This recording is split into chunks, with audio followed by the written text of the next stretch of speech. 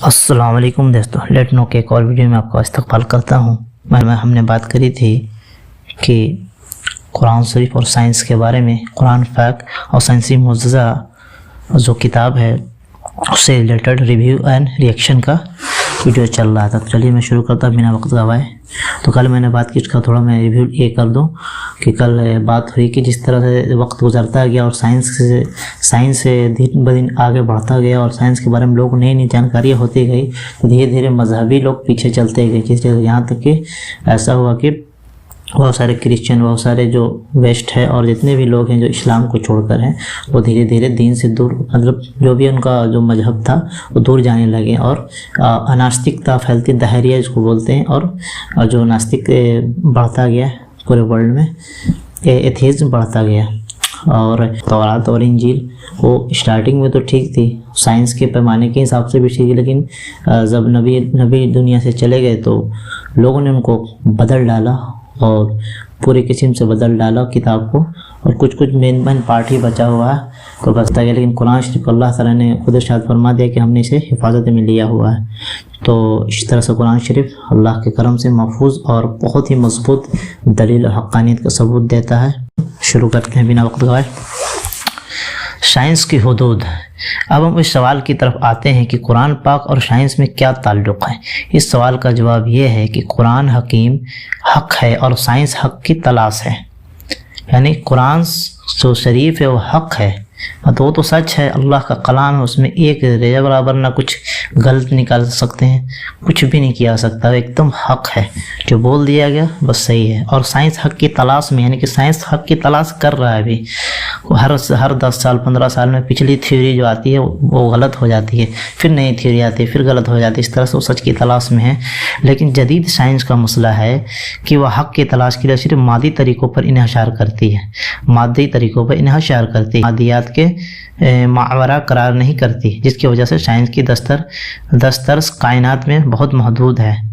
मतलब जो चीज़ दिखता है और जो चीज़ आस पास है उस पर ही ये सिर्फ ये नज़र भिड़ाती है, और जो छुपी हुई चीज़ है उस पर ज़्यादा गौर फिक्र नहीं करती है, यानी उसकी पहुँच है बहुत महदूद हो गई है। चुनांचे मौजूदा साइंसी फ़हम, इंसाइट और तरीक़ों, साइंसी फ़हम यानी कि इंसाइट और तरीक़ों का तरीक़ाकार खुद ही साइंस की मज़ीद तरक्की पर बहुत बड़ी रुकावट बनता जा रहा है। आइंस्टाइन के नज़रिया अज़ाफ़त के मुताबिक रफ्तार की आखिरी हद खुला में रोशनी की रफ्तार यानी 3 लाख किलोमीटर सेकेंड है।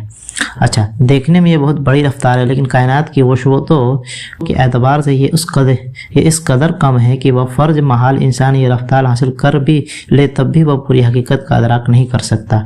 इस तरह मादी साइंस ने अपनी पहुँच की हदूद खुद ही महदूद कर दी है, यहाँ वह पूरी हकीकत का तजुर्बा तौर पर इदराक कभी नहीं कर सकती।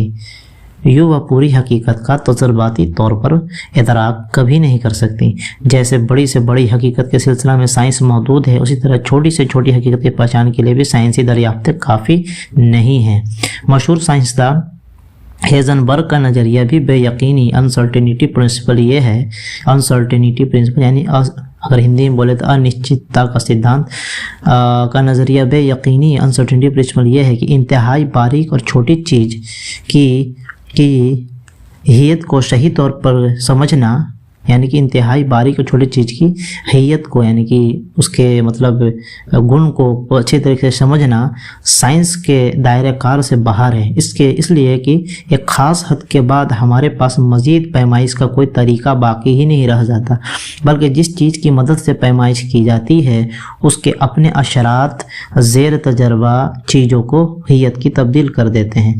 और ऊपर की तफसील बयान करने का मकसद ये है कि इंतहा की हक़ाइक़ साइंस की बशात से बाहर है, यानी कि इंतहा की हक़ाइक़ मतलब जो इन्फिनिटी है उसकी हक़ाइक़ साइंस की बिशात से बाहर, यानी साइंस के पहुंच से बाहर, साइंस के रेंज से बाहर है। इसलिए जो लोग साइंस को हुर्फ आखिरी समझते हैं, यानी साइंस को ही समझते हैं कि ये सबसे बेस्ट है, ये सबसे अच्छा है, तो उन्हें मालूम होना चाहिए कि उनकी ये सोच खुद साइंस के खिलाफ जाती है।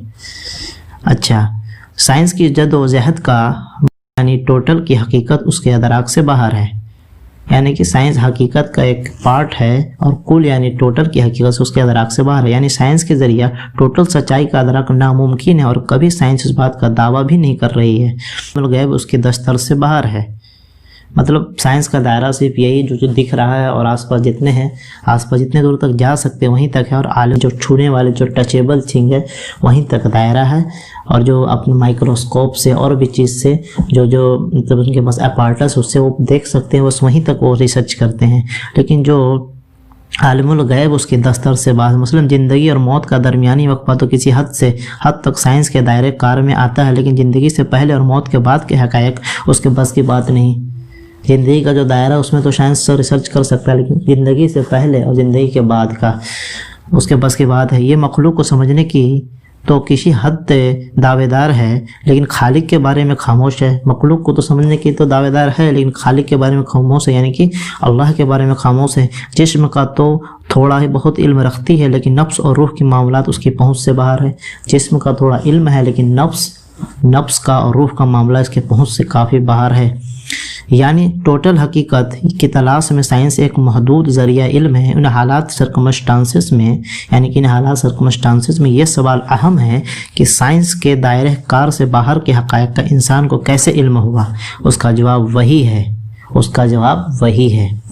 یعنی زمین پر آسمان زندگی گزارنے کے لیے تو رب العالمین نے انسان کو سائنس کا علم دیا، لیکن اس کی روحانی بالادگی کے لیے اس نے وحی کا انتظام کر دیا۔ یعنی کہ زمین پر آسان زندگی گزارنے کے لیے تو رب العالمین نے انسان کو سائنس کا علم دیا۔ سائنس بولتے ہیں کسی بھی چیز کو تھوڑا چھان بین کر کے بنا لینا، اور سیریز بائی سیریز کوئی بھی چیز سائنس سے صرف وہ نہیں، مطلب کہ فزکس کیمسٹری بایو سائنس میں سارا چیز آ جاتا ہے۔ کسی بھی چیز کو اگر سیریز بائی سیریز اگر نالج لیا جائے تو سائنس کے اندر میں ہی آ جاتا ہے۔ کسی بھی چیز کو دیکھ کر سوچ کر سمجھا جائے کہ جی ایسے کام کرے جو بھی سب سائنس کے اندر میں اس کا جواب وہی ہے۔ یعنی زمین پر آسان زندگی گزارنے کے لیے تو رب العالمین نے انسان کو سائنس کا علم دیا، لیکن اس کی روحانی بالادگی کے لیے اس نے وحی کا انتظام کیا۔ وحی اور سائنس میں فرق یہ ہے کہ سائنس عالم سیوا یعنی فزیکل ری علم کا علم ہے، مطلب فزیکل ری علم بولتے ہیں کہ فزیکل یعنی کچھ چھوا جا سکے، جو ٹچ کیا سکے، جو ہارڈ مٹیریل ہو، اچھا کا علم، اور وہی غالب عالم الغیب یعنی کہ میٹا فزیکل ورلڈ کا علم ہے، مطلب وہ ایک کھویا ہوا ہے، آدمی آنکھ نہیں دیکھتی، بس ایک اللہ تعالیٰ کی طرف سے ہے۔ تمام علم اللہ ہی کی طرف سے ہے، اور جسے جتنا چاہے وہ دے دیتا ہے۔ اس کی مرضی کے مطابق ہر دور میں سائنس اور وحی کے علوم اترتے رہے ہیں، جبکہ سائنس کے لیے اللہ تعالیٰ نے سائنسدان پیدا کیے، وحی کے لیے وہ اپنے مخصوص بندے جنہیں پیغمبر یا رسول کہتے ہیں بھیجتا رہا۔ اس علم کو اللہ تبارک و تعالیٰ نے آخری نبی اور ہمارے پیارے آقا حضرت محمد مصطفیٰ صلی اللہ علیہ وسلم پر مکمل کر دیا۔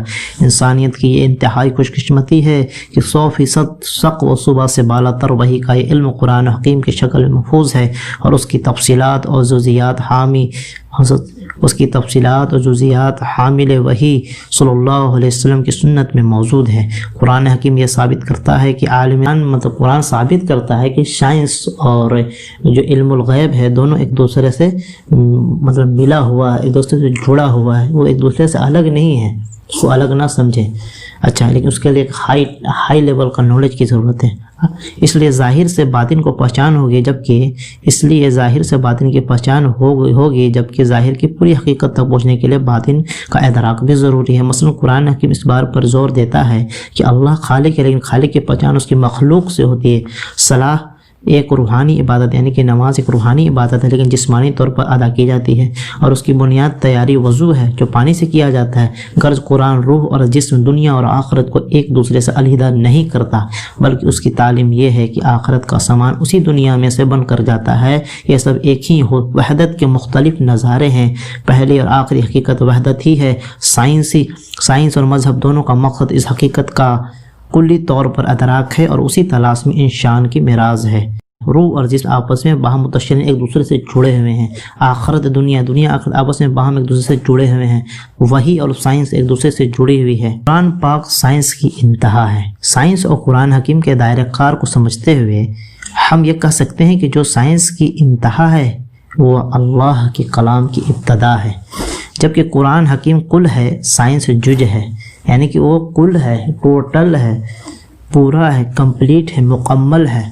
لیکن سائنس جز ہے، ایک چھوٹا سا ٹکڑا ہے۔ آپ اس بات کو قرآن حکیم کے ویژن اور مقصد میں دیکھ سکتے ہیں، یعنی کہ مشن اسٹیٹمنٹ میں دیکھ سکتے ہیں جو سورہ فاتحہ کا مجموعہ ہے۔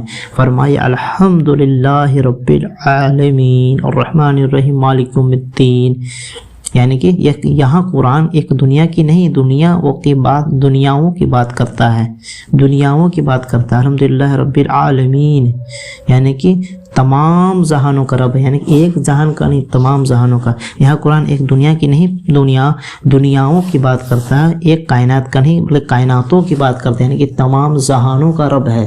زمین آسمان، ساتوں زمین آسمان، گیلیکسی، ہر چیز کا رب ہے کی بات کرتا ہے۔ اور پھر یہ بھی بتاتا ہے کہ کائناتوں کا وجود بھی ہمیشہ کے لیے نہیں ہے۔ مالک یوم الدین یعنی کہ روز قیامت کا دن کا مالک ہے، یعنی کہ قیامت آنے والا ہے۔ پھر یوم حساب ہوگا، یہی تو 20ویں صدی کے آخر میں سائنس کا آخری حد کا مضمون رہا ہے، اور اب بھی ہے کہ کائنات میں ہمارے علاوہ بھی ایسے اور سیارے ہوں گے جہاں انسان بستے ہیں، اور یہ سارا نظام زوال پذیر ہے، یعنی کہ یہ دھیرے دھیرے ختم ہوتا جا رہا ہے۔ حقیقت یہ ہے کہ کلام اللہ سائنس کے دائرے کار سے باہر ہے، لیکن سائنسی کلام اللہ کے دائرے کار سے باہر نہیں۔ یعنی کہنے کا مطلب ہے کہ جو اللہ کا کلام ہے سائنس کے دائرے سے باہر ہے، لیکن سائنس جو ہے اللہ کے قرآن کے دائرے سے باہر نہیں، اسی کے اندر اس کا سارا علم آ جائے گا۔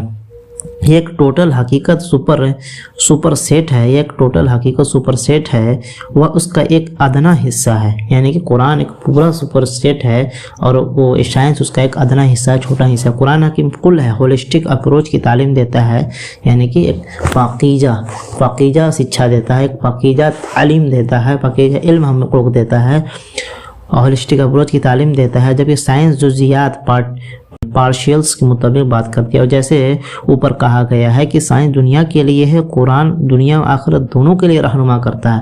سائنس صرف دنیا میں کام آئے گا، لیکن قرآن دنیا میں بھی کام آئے گا اور آخرت میں بھی کام آئے گا۔ اس لیے مومن قرآن حکیم کے ذریعہ سائنس اور وہی دونوں کی حقیقت کا داعی ہے، یعنی کہ مومن جو ہے قرآن حکیم کے ذریعے سائنس اور وہی دونوں کی حقیقت کا داعی ہے، مطلب اور دونوں کی بھلائی کا متلاسی ہے، یعنی کہ دونوں سے بھلائی اٹھانے والا ہے، دونوں کو بھلائی چاہنے والا ہے۔ اس کی دعا ہے ربنا آتنا فی الدنیا حسنۃ وفی الآخرۃ حسنۃ وقنا عذاب، یعنی کہ ہمیں دنیا میں بھی اچھا عطا فرما اور آخرت میں بھی اچھا عطا فرما۔ حضور صلی اللہ علیہ وسلم کے مطابق علم مومن کا ہتھیار ہے۔ آپ ہی کی دعا تھی رب زدنی علما۔ اس دعا میں علم وحی اور علم سائنس دونوں شامل ہیں۔ رب زدنی علما۔ اب ہم اس طرف آتے ہیں کہ قرآن حکیم میں کس قدر سائنس ہے۔ اس سوال کو سمجھنے کے لیے یہ بھی ضروری ہے کہ ہم سائنس اور ٹیکنالوجی کے فرق کو سمجھیں۔ سائنس دراصل قدرت کے اصولوں سے آگاہی کا نام ہے۔ سائنس کے اصولوں کو سمجھیں۔ سائنس دراصل قدرت کی اصولوں سے آگاہی کا نام ہے، یعنی کہ قدرت کے کیا کیا قانون ہیں، کیا کیا ضابطے ہیں، کیسے کام کرتا ہے، کیسے یہ ہوتا ہے، کیسے یہ بنتا ہے، کیسے پیڑ کھانا اپنا بناتا ہے، انسان کس طرح سے کھانا کھاتا ہے اور اس کا کھانا کیسے پچتا ہے، پیڑ کیسے کھانا بناتے ہیں، کھانا کیسے وہ پچاتے ہیں، اور جانور تمام جہان اس کا علوم ہے۔ سائنس دراصل قدرت کے اصولوں سے آگاہی کا نام ہے، جبکہ ٹیکنالوجی ان اصولوں کا استعمال کا نام ہے۔ ٹیکنالوجی بولتے ہیں کہ اصول کو یوز کر کے کوئی چیز بنا لینا، اس کو ٹیکنالوجی کہتے ہیں۔ جیسے موبائل فون، لیپ ٹاپس، موبائل ٹاور اور جتنے بھی ہے ٹی وی، گاڑی، موٹر، ریلوے، سب ٹیکنالوجی کے اندر آ جاتے ہیں، استعمال کا نام ہے۔ مثلا موجودہ زمانہ الیکٹرانک کے کمیونیکیشن کا حیران کن دور ہے۔ Telephone, mobile phone, radio, T V, computer اور سیٹلائٹ ذرائع ابلاغ وغیرہ نے دنیا بھر میں ایک انقلاب برپا کر دیا ہے۔ یہ ٹیکنالوجی کا نتیجہ ہے، لیکن ان سب کا کام کرنے کا بنیادی اصول الیکٹرو میگنیٹک ریڈیشن، یعنی کہ اسی پر یہ سارا چیز کام کرتا ہے۔ جو ترنگ ہوتی ہے وہاں ترنگ پر ہی سارا چیز کام کرتا ہے، جس کے اصولوں کا میکسویل نے 1860 میں دریافت کیا تھا۔ ایک اور مثال ایٹمی توانائی کی ہے، یعنی ایٹمی طاقت کی ہے، جس کے مرہون منت دنیا بھر میں چلنے والے ایٹمی ری ایکٹر، ہر طرح کے ایٹمی ہتھیار، تمام طرح کے ایٹمی ریڈیشن پر چلنے والے آلات ہیں۔